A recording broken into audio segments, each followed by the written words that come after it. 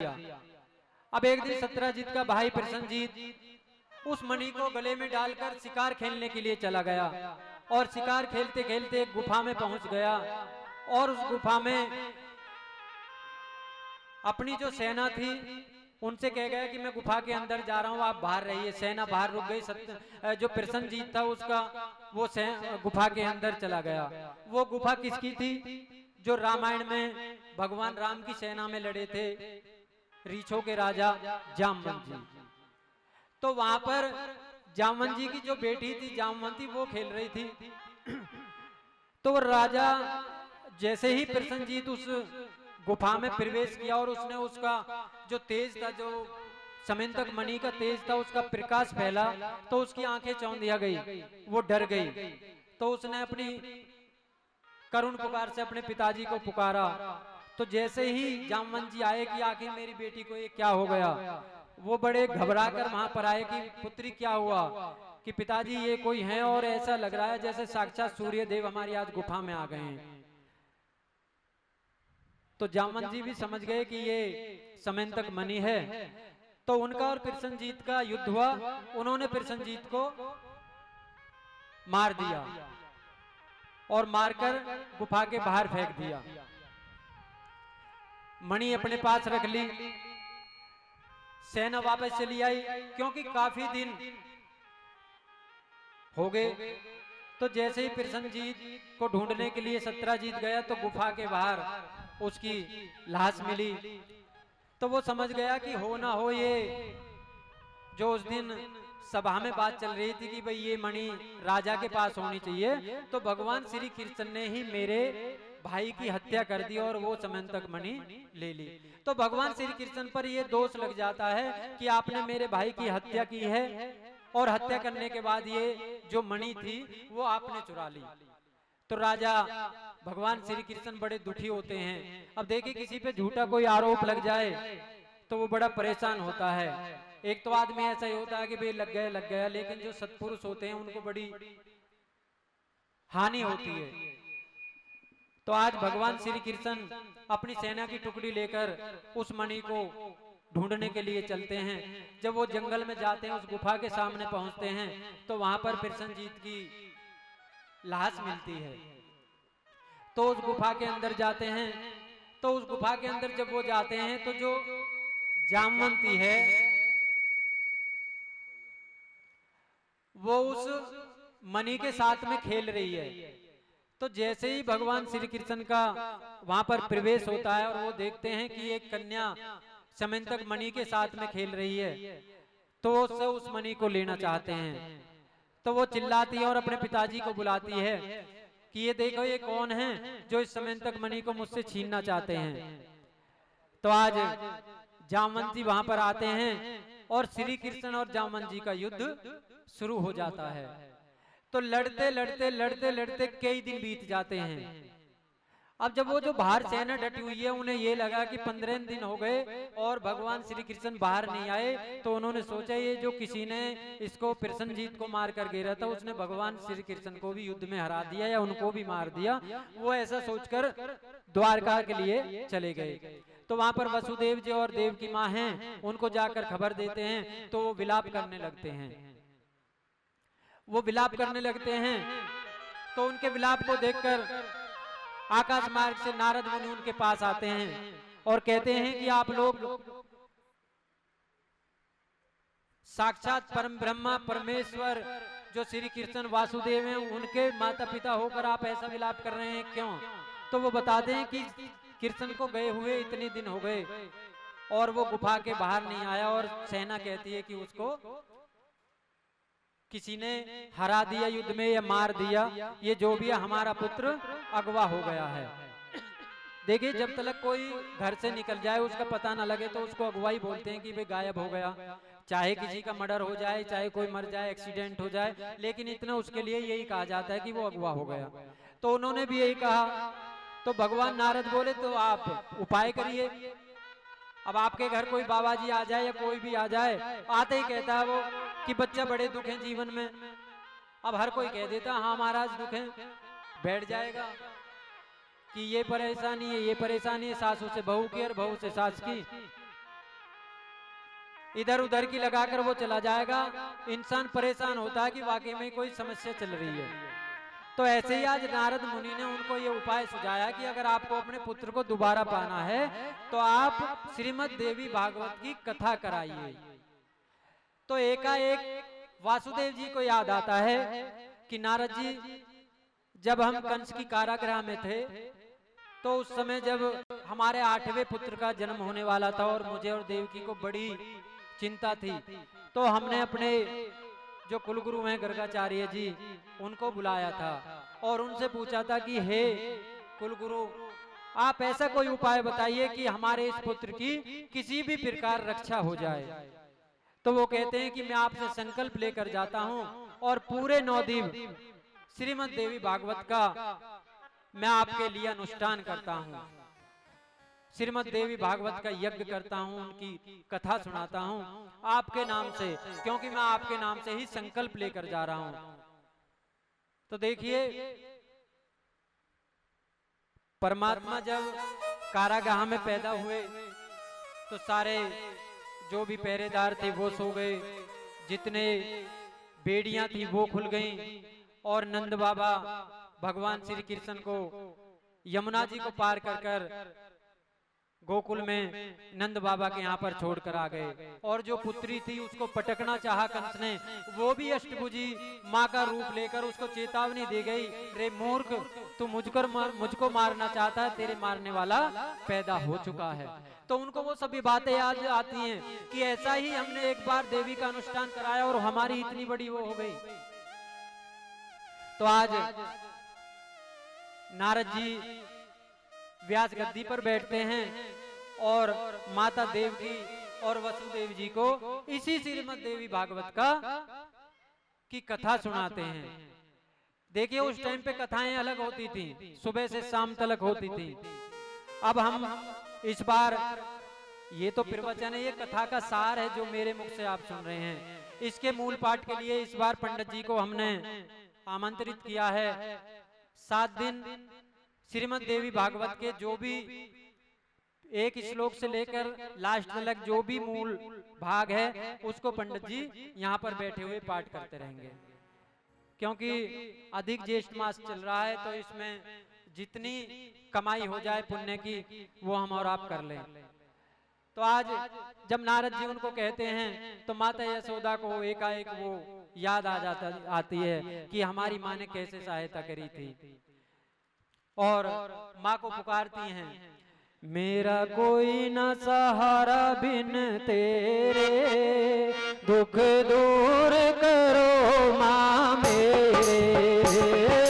कोई न सहारा बिन तेरे, दुख दूर करो माँ मेरे। मेरा कोई न सहारा बिन तेरे, दुख दूर करो माँ मेरे। अब मेरा कोई न सहारा बिन तेरे, दुख दूर करो माँ मेरे। ओ दुख दूर करो माँ कष्ट हरो, ओ दुख दूर करो माँ कष्ट हरो। दुख दूर करो माँ कष्ट हरो। दुख दूर करो माँ कष्ट हरो। मेरा कोई न सहारा बिन तेरे, दुख दूर करो माँ मेरे। अरे मेरा कोई न सहारा बिन तेरे, दुख दूर करो माँ मेरे।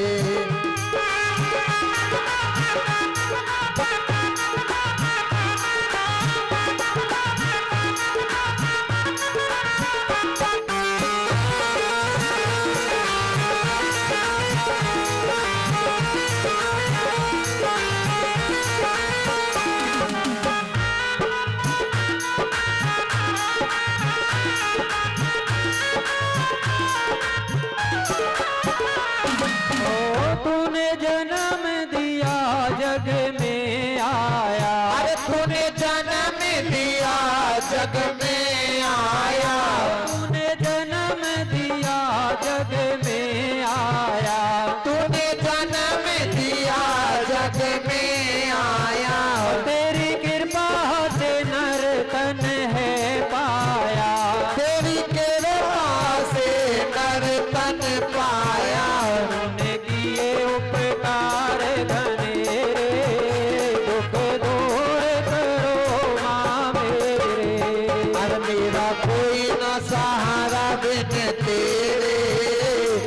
दुख दूर करो माँ मेरे।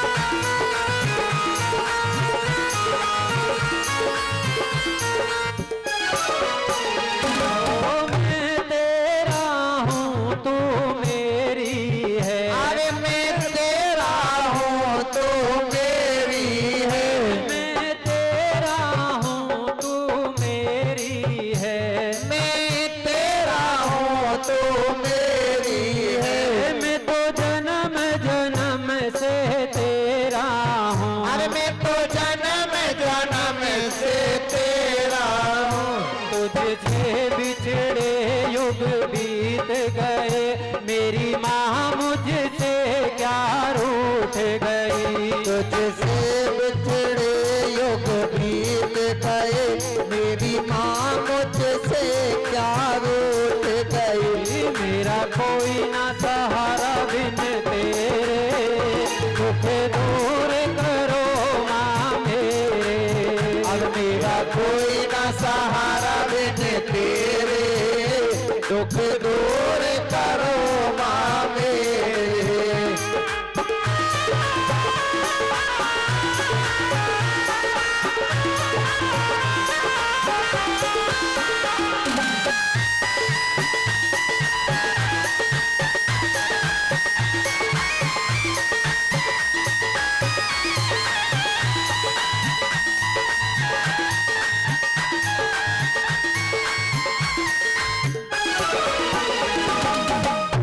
मैं तो आने पड़ा दिल तेरे, काटो जन्म मरण के फेरे।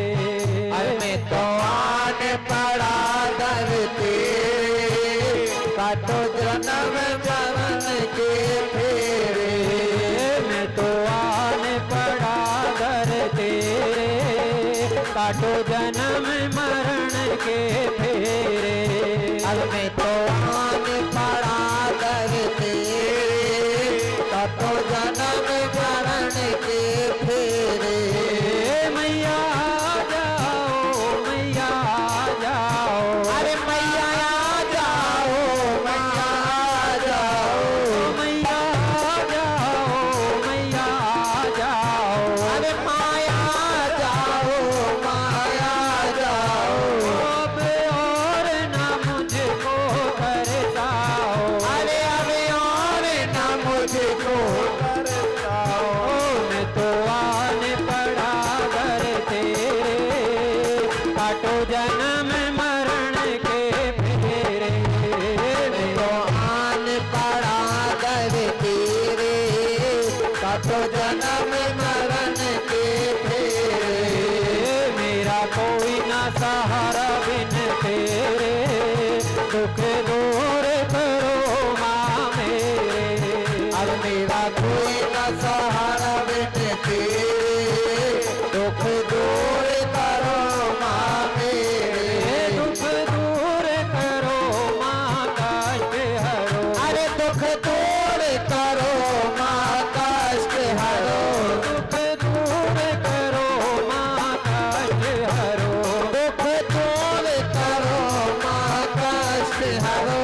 मेरा कोई ना सहारा बिन तेरे, दुख दूर करो माँ मेरे।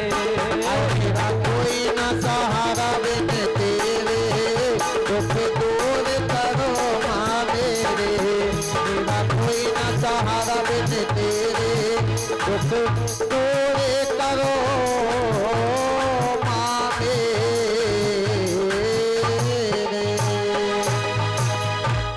रिश्ता तेरा मेरा सबसे है आला, तू मेरी मैया मैं हूँ तेरा लाला, मैं हूँ तेरा लाला।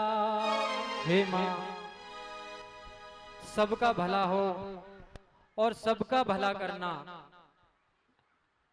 यही मेरी स्तुति है और यही मेरी प्रस्तुति है।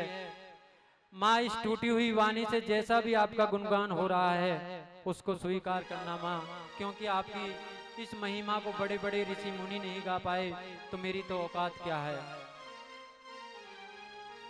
जब से तेरा गुलाम हो गया, तब से मेरा भी नाम हो गया हो, वरना औकात क्या थी मेरी, सबसे बढ़िया है सबसे खरी, माता रानी तेरी नौकरी, सबसे बढ़िया है सबसे खरी। तो देखिए, माँ की नौकरी कर लो, इसमें नफा नुकसान मत देखो, क्योंकि इसकी नौकरी से, इसकी चाकरी से कुछ भी बड़ा नहीं है।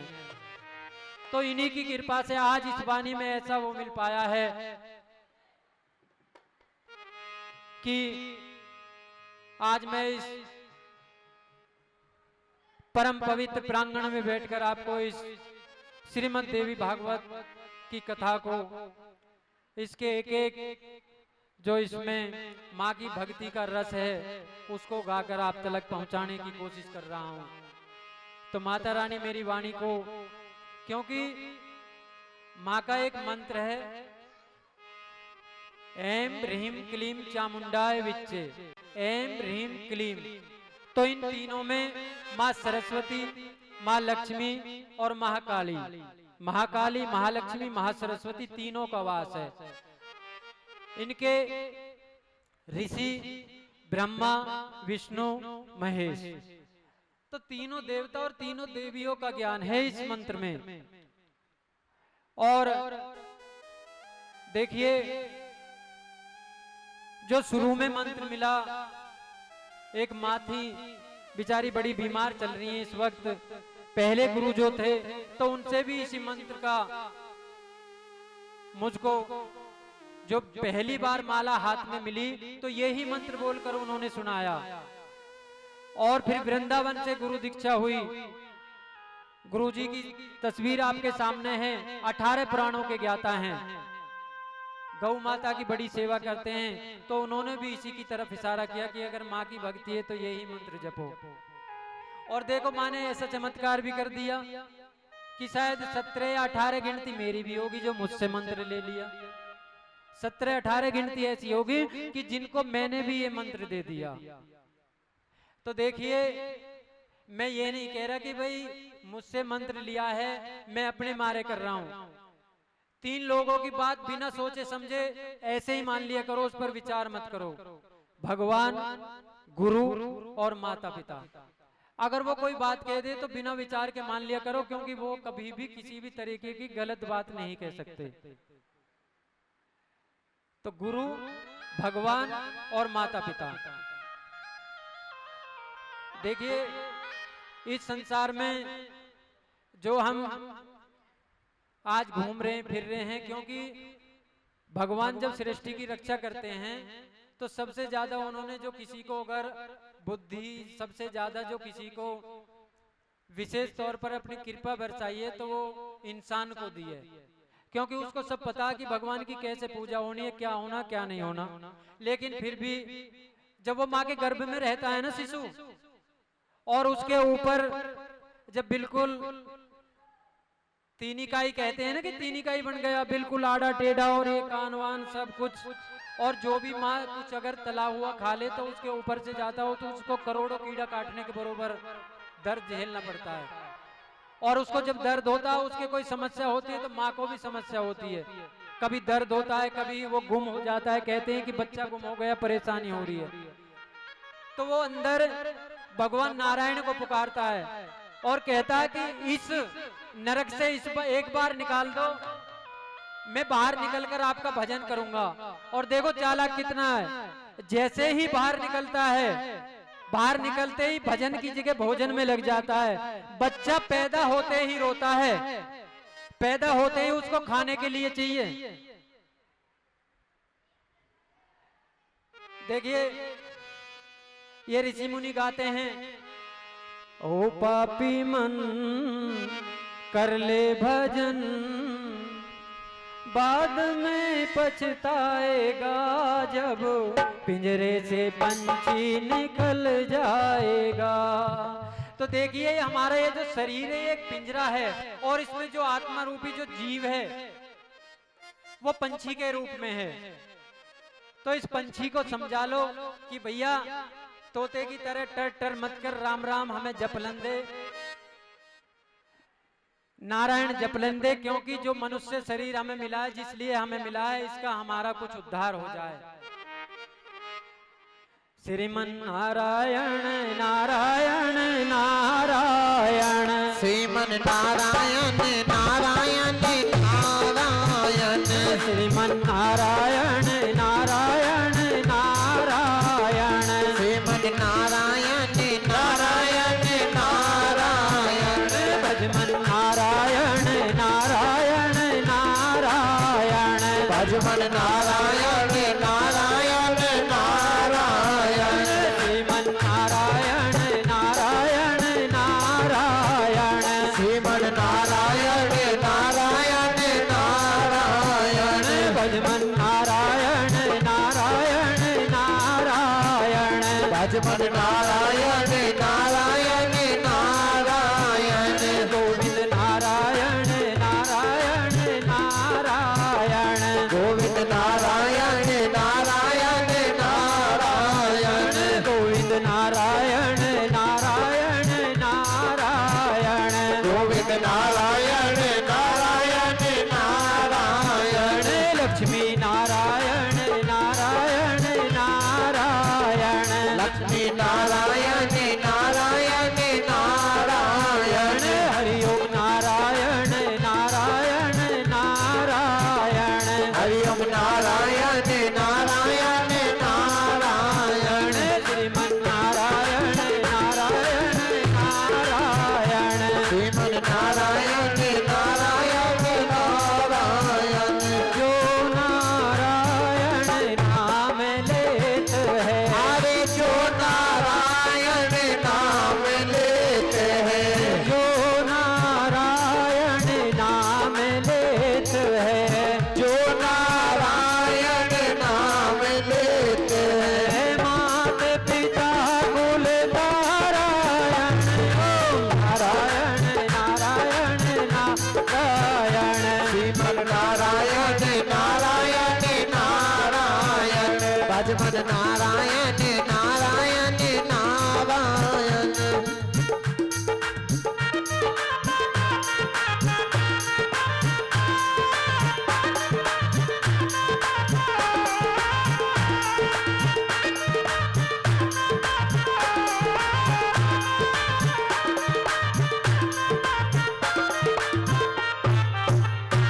देखिए ललित नागर जो हमारी कथा के लिए 1100 रुपए का सहयोग कर रहे हैं, माता रानी इनके भंडार हमेशा ऐसे ही भरते रहें। और तो आज देव की माँ ने माता को पुकारा है, उनके यहाँ पर नारद जी ऐसी ही कथा का आयोजन करने के लिए आज बैठ गए हैं, और वो कथा 9 दिन के लिए हुई थी। देवी भागवत 9 दिन के लिए होती है या 7 दिन के लिए? ये तीसरी कथा है हमारी भी यहाँ पर इस प्रांगण में। जो पहली कथा हुई थी जेठ के महीने में, वो 7 दिन की नवरात्रों में 9 की, और फिर ये 7 दिन का अनुष्ठान रखा गया है। जैसी माँ की इच्छा उसी के अनुसार कार्य हो रहा है, जैसी प्रेरणा मिलेगी वैसा काम होगा। तो आज वहां पर भी कथा का आयोजन हो रहा है। बड़े भाव से माता यशोदा ने और नंद बाबा ने माँ की कथा का आयोजन किया, और सारी ही नगरी ने बैठकर माँ की कथा को सुना। तो देखिए जिस दिन माँ के इस श्रीमद् देवी भागवत ज्ञान की, इस यज्ञ की जिस दिन पूर्ण आहुति होनी थी, तो उसी दिन भगवान श्री कृष्ण एक सुंदर सी युवती को लेकर नगर में पधारे।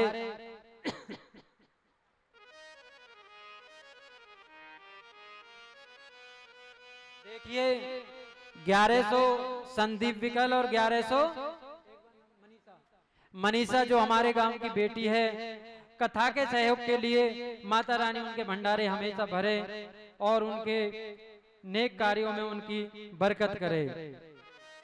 तो आज जब वहां पर 9वें दिन कथा पूर्ण हुई और अगले दिन उसकी पूर्ण आहुति है, तो भगवान श्री कृष्ण एक सुंदर सी युवती को लेकर द्वारका में प्रवेश करते हैं।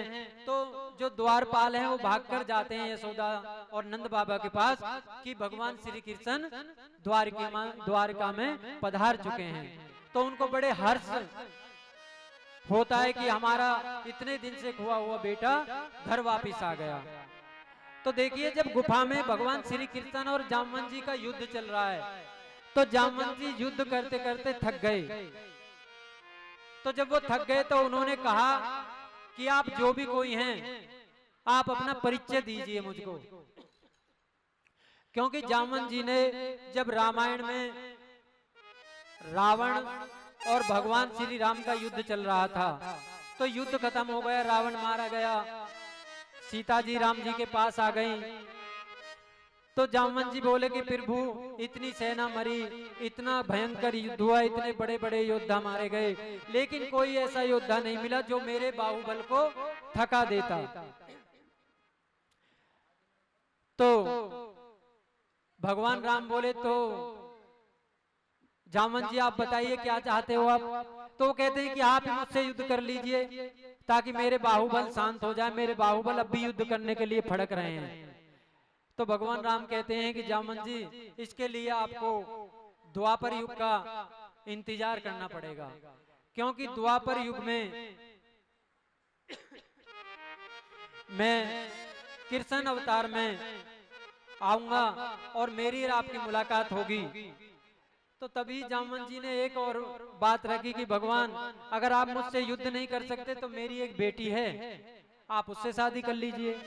तो भगवान राम बोले इसमें तो इस अवतार में मैं केवल एक ही पत्नी का वो लेकर आया हूँ, कृष्ण अवतार में मुझे बहुत से कार्य ऐसे करने हैं, उसमें आपकी बेटी से भी मैं शादी कर लूंगा। तो आज जामवंत जी को श्री कृष्ण अपने राम अवतार का दर्शन देते हैं, भगवान राम की छवि अपने कृष्ण रूप में दिखाते हैं। तो जामवंत जी भगवान के चरणों में लेट जाते हैं और भगवान की मूर्ति को, भगवान के साक्षात जो आज प्रकट हुए हैं उस गुफा में, उसको निहारते हैं।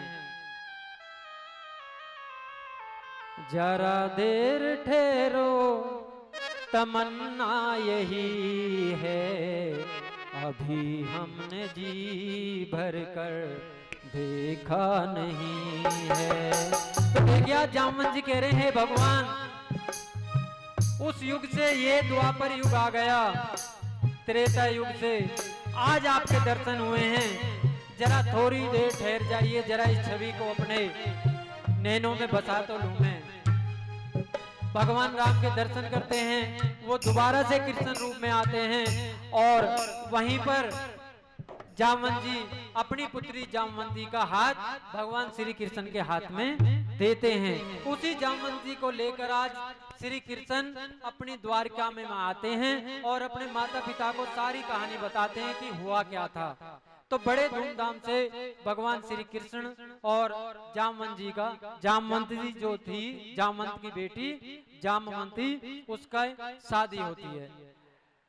तो ऐसी कथा, ये इसका महात्म्य है, इसका प्रभाव है कथा का। श्रीमद् देवी भागवत का जो माँ की कथा करते हैं, उनके खोए हुए जो अगवा हुए हैं सच्चे हृदय से, उनकी वो भी कामना पूरी हो जाती है। अब देखिए एक राजा बड़े परेशान, बोले कि घर में संतान नहीं है और संतान भी अगर हो तो पुत्र प्राप्ति हो। तो ऋषि वशिष्ठ के पास पहुंच गए और उनसे जाकर अपनी व्यथा सुनाई कि गुरुजी एक तो संतान नहीं है और संतान भी अगर हो तो वो पुत्र रत्न के रूप में अगर प्राप्त हो जाए तो बड़ा ही अच्छा होगा। तो ऋषि वशिष्ठ राजा को ये आदेश देते हैं कि तुम अपने घर में एक, पंडित जी को मालूम होगा, एक पुत्र एष्टि यज्ञ होता है पंडित जी। तो वो इसीलिए किया जाता है पुत्र की कामना के लिए। क्या दिन का अनुष्ठान है? अलग अलग। तो देखिए 7 दिन 11 दिन ये अलग अलग तरीके से अनुष्ठान होता है। तो आज राजा ने वही अनुष्ठान कराया है और उसी अनुष्ठान को कराते कराते जो ब्राह्मण आए थे वहां पर, जैसे ही यज्ञ पूरा हुआ तो उन्होंने पुत्राम देही की जगह पुत्रीम देही बोल दिया, और वो जो उससे फल मिला वो रानी को दे दिया। रानी ने खाया तो उनको पुत्री प्राप्त हुई। अब वो तो देखिए आजकल कई बार क्या होता है, अल्ट्रासाउंड कराते हैं हम और डॉक्टर ने कह दिया कि पुत्र है या पुत्री है। पुत्री है तो अगर 1 2 3 कन्या हो ली तो आजकल महंगाई या कुछ ऐसी वो आ गई है कि हर कोई ज्यादा पुत्री नहीं चाहता, तो अबॉर्शन वगैरह जो भी है, कई बार ऐसा होता है पुत्री समझ के पुत्र हो जाता है या पुत्र के लालच में पुत्री पैदा होती है। तो वहां पर भी आज ऋषि का जो वो था उनके मुंह से निकल गया पुत्राम देही की जगह पुत्रीम देही, तो उनको एक कन्या रत्न प्राप्त हुई, कन्या के रूप में एक औलाद प्राप्त हुई। तो ऋषि और उनकी पत्नी दोनों आज बड़े उसमें वो महाराज बड़े परेशान हुए, ऋषि के पास गए कि महाराज आपने तो कहा था कि पुत्र होगा लेकिन ये तो पुत्री हुई है। तो उनको याद आया कि पुत्राम देही की जगह पुत्रीम देही हो गया था। तो उन्होंने अपनी गलती को सुधारा और बोला कि मेरे जीवन भर की तपस्या का अगर वो है तो ये जो इनके घर में पुत्री पैदा हुई है ये पुत्र के रूप में परिवर्तित हो जाए। तो जैसे ही आज ऋषि ने जल छिड़का तो वो जो पुत्री थी वो पुत्र हो गई, उसका नाम रखा गया सुदम्मन। युवा हुआ, राजा का बेटा है। देखिए बेटियों की भी बड़ी अजीब कहानी है।